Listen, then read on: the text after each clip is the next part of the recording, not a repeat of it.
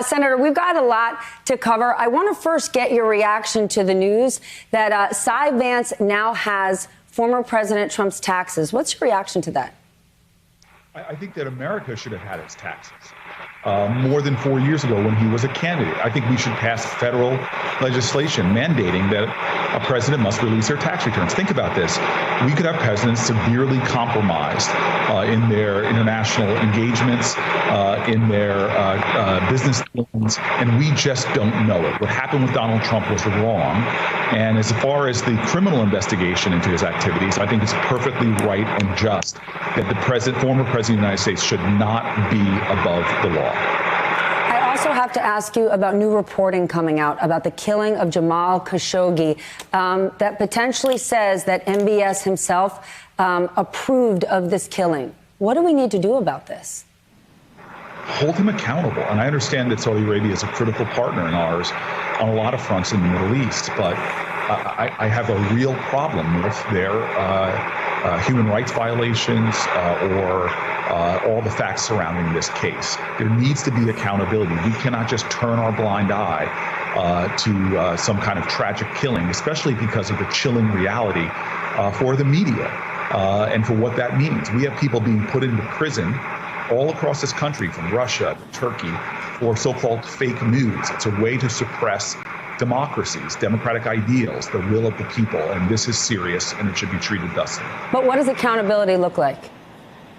Well, again, I'm on the Foreign Relations Committee, and we are talking about sanctions. We are talking about real economic consequences for what's going on. And I've had trouble with our policies around Saudi Arabia for a long time. From their impact on the war in Yemen, which is one of the greatest humanitarian crises on the planet right now, and the horrible, horrible outbreaks of cholera and famine. These are things that Saudi Arabia is directly implicated in, and we as a country should be acting justly. And I don't think this will be a time where you won't hear those voices from me and others on the Foreign Relations Committee. Senator, I want to now ask you about the reason I invited you on today. As part of President Biden's stimulus package, the American Family Act is included. This is something you have been championing from the beginning. Talk to us about the importance of expanding child tax credit. What would that do to our country? So first of all, I just want to say thank you and God bless you for being so focused on this issue that it's not getting the attention it deserves. You should have maybe a rest stop in New Jersey on the turnpike named after you for the focus, because this is the biggest thing. I know a lot of people are focused on $1,400 checks and more. This expansion of the child tax credit and the potential to make it permanent, which me, Senators Brown, Senators Bennett, and others are going to really fight for, it will have a transformative impact. And I see the graphic you have up, but let's just be clear.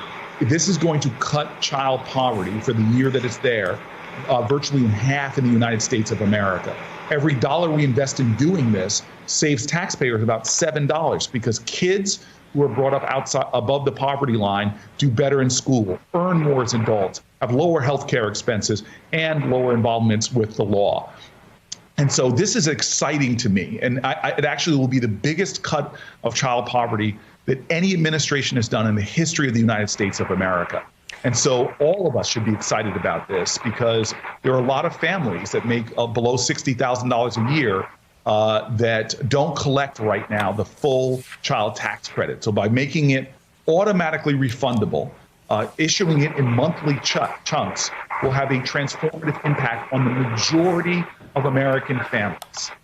Yes, even if we didn't increase the amount, making it actually available to people who are qualified for it, that seems like it should be an automatic. But one of the issues for some of your Republican colleagues is expanding it. People like Marco Rubio say making it more money is only advancing welfare without a work requirement. What do you say to that? Well, I counter Marco Rubio with a Mitt Romney who has talked about expanding it, as have other colleagues of mine. I'm tired of this old Republican song from not all Republicans that really is making us less competitive globally.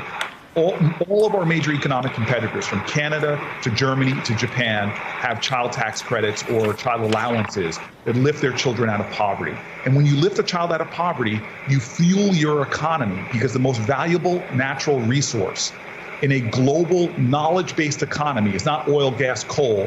It is the genius of your children. American children are falling further and further behind of our competitors because they don't get the nurturing start.